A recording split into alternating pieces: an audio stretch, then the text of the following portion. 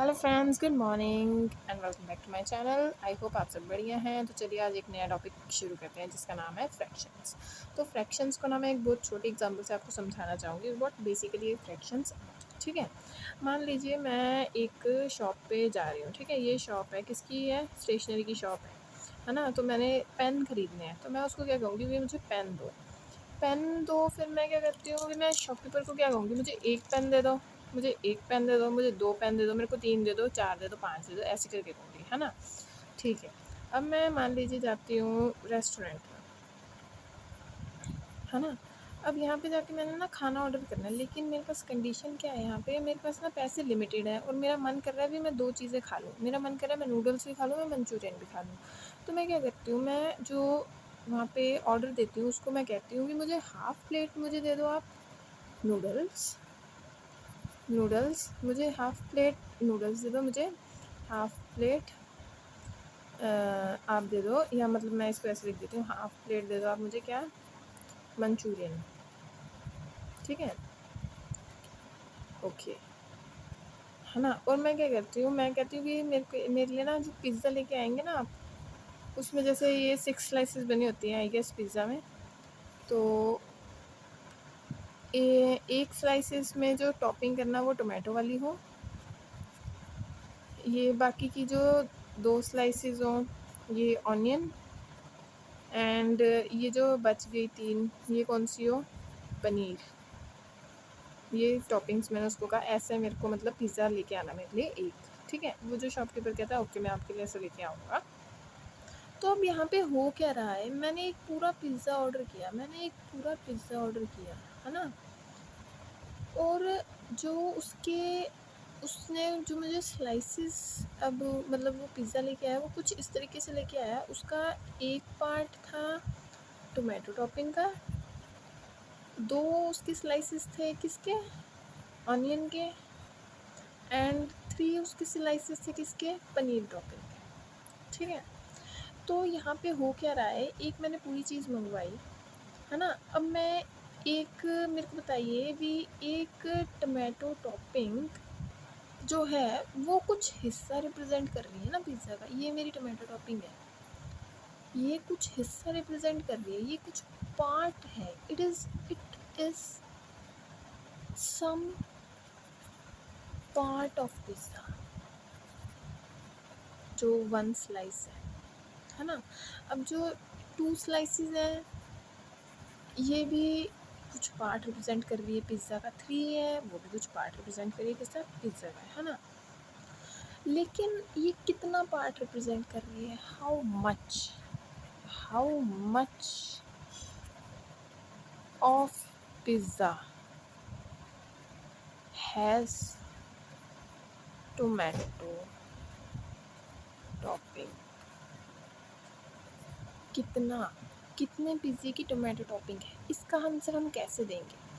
इसका आंसर हम देते हैं in terms of fractions. Fractions क्या होते हैं बेसिकली,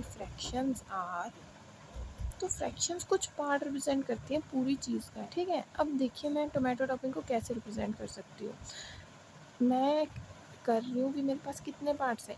और एक चीज़ याद रखिए फ्रैक्शंस में, जो हमेशा हम किसी पूरी चीज़ को डिवाइड करते हैं ना, वो इक्वल पोर्शंस में होनी चाहिए, चाहे मैं उसको 4 पार्ट्स में डिवाइड करूँ, चाहे 6 में, चाहे 10 में, वो इक्वल पार्ट्स होने चाहिए, all parts should be equal. अब जो मेरे पिज़्ज़ा के स्लाइसेस हैं ना, ये सारे इक्वल पार्ट्स में हैं। तो अब देखिए फ्रैक्शंस में इसको कैसे रिप्रेजेंट करोगे, मेरे पास टोटल क्या है, total parts which make whole pizza, ये कितने हैं, 6। ठीक है, number of parts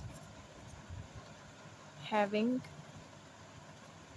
one tomato topping कितना हो गया, 1। तो इस क्वेश्चन का answer how much of pizza has tomato topping, ये आएगा 1/6।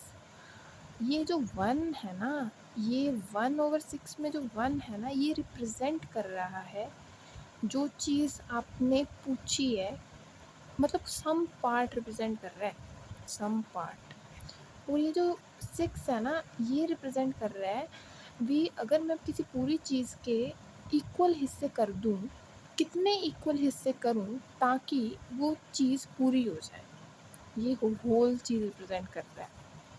Okay, so basically what fraction is, it is a number which represents a part of a whole.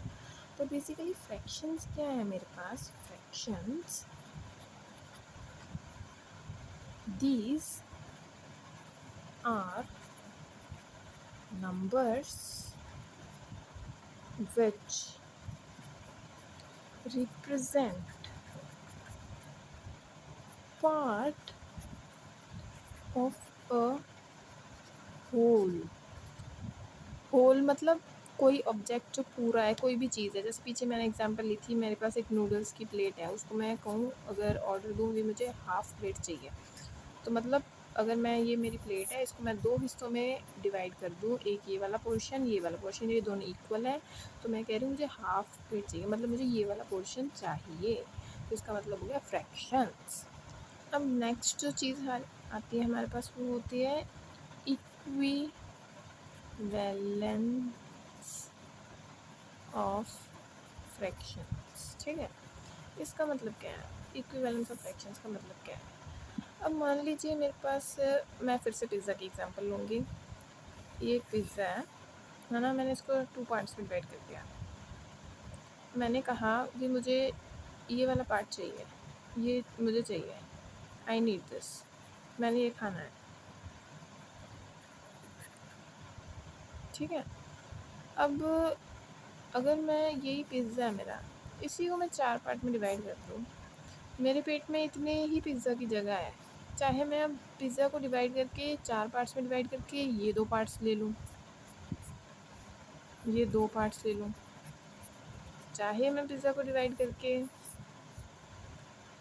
6 parts में ये 3 पार्ट्स ले लूँ,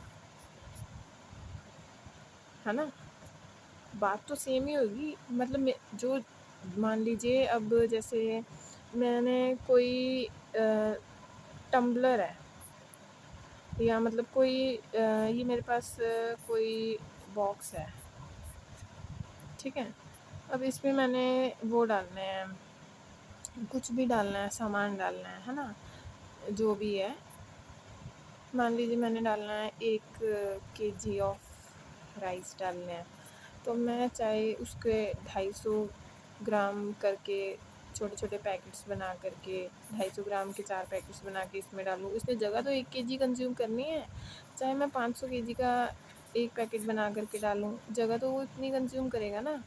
तो ये क्या हो रहा है, मतलब ये जो मैं पिज़्ज़ा खा रही हूँ, ये कितना पोर्शन हो गया, 2 पोर्शन में डिवाइड कर दिया, 1/2 चाहिए मुझे, जगह तो वो उतनी लेगा, मतलब जो कैपेसिटी है उतनी है, मेरे हाफ़ पिज़्ज़ा की कैपेसिटी है, चाहे मैं अब 2 पोर्शंस डिवाइड 4 पोर्शंस में डिवाइड करूँ, उसमें से 2 खा लूँ, चाहे मैं इसको 3 पोर्शंस में डिवाइड कर लूँ और 6 पोर्शंस में डिवाइड कर लूँ और 3 पोर्शन खा लूँ, तो क्या हो गया, basically 1/2 is equivalent to 2/4 is equivalent to 3/6।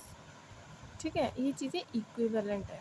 अब इक्विवेलेंट और इक्वल में ना एक चीज़ का डिफरेंस है, there is a difference between what, दो चीज़ें हैं मेरे पास, एक चीज़ है इक्वल, एक चीज़ है इक्विवेलेंट।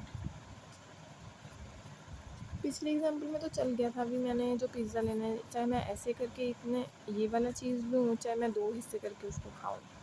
लेकिन अब मान लीजिए किसी इंसान ने ड्रेस खरीदनी है, तो वो कहे मेरे को 2 वो चाहिए, 2 मुझे मान लीजिए पैंट्स चाहिए, ठीक है, 2 पैंट्स चाहिए।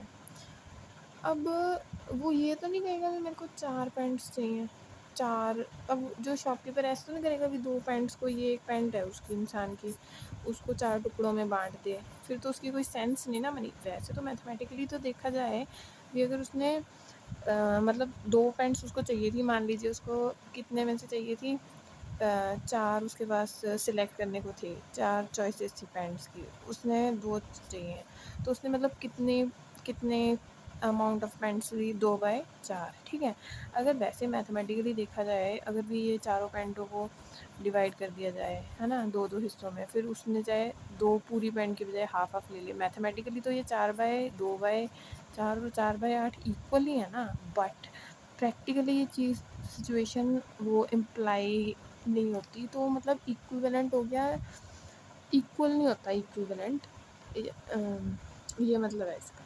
ठीक है, अब अच्छा देखिए, अब हम एक चीज़ लिखते होते हैं, जैसे मैंने पिज़्ज़ा लिया, जैसे मान लीजिए मैं लिख रही हूँ 3/2, 3/2 क्या, 3/2 एक नंबर है, ठीक है, नंबर, अब मैं मान लियो मैं कह रही हूँ 3/2 ऑफ, है ना, पिज़्ज़ा, ये क्या रिप्रेजेंट कर रहा है 3/2 ऑफ पिज़्ज़ा, 3 × 1/2, ये चीज़ रिप्रेजेंट कर रहा है 3 × 1/2, मतलब आधा पोर्शन 3 बार, मतलब क्या हुआ इसका, एक पोर्शन पिज़्ज़ा का आधा, दूसरा पोर्शन, तीसरा पोर्शन, मतलब ये आधा और आधा क्या बना देगा मेरे पास, एक पोर्शन, और ये आधा, मतलब 1.5 पिज़्ज़ा हो गया, 3/2 का मतलब 1.5 हो गया, है ना, और हम इसको 3/2 को कैसे लिख सकते हैं, 1 + 1/2, ये चीज़ें सेम होगी, दोनों चीज़ सेम इम्प्लाई कर रही है ना, तो इसका मतलब होता है ये